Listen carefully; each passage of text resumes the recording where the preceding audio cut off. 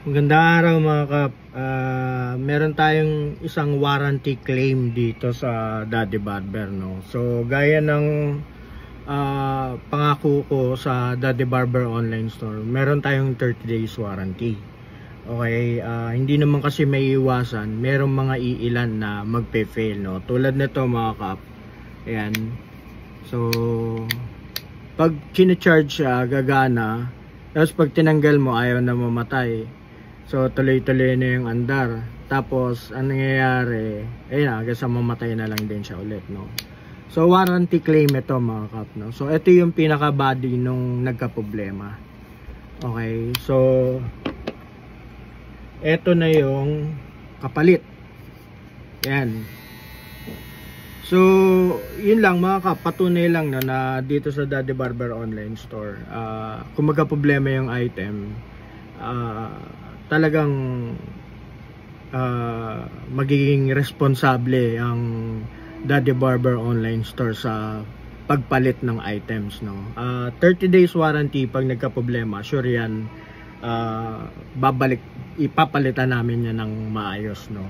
So yun lang. At marami akong naririnig na feedback, yung iba hindi na sumasagot, no, pag nagka-problema yung item. Pero dito sa Daddy Barber online store, talagang ginagawa natin ang paraan yan. Okay, so isa ring reminders mga kap, no, para sa inyo.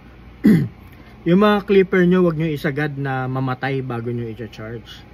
Okay, so isa yun sa mga dahilan para masira yung circuit board at saka yung yung battery.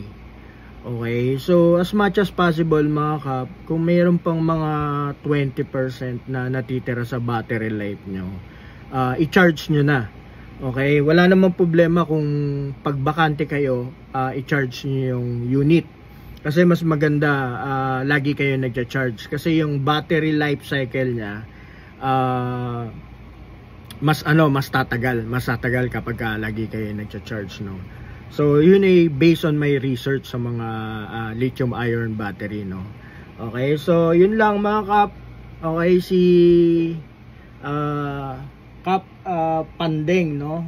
Pandeng yung kanyang apelyido. Ano ba yun?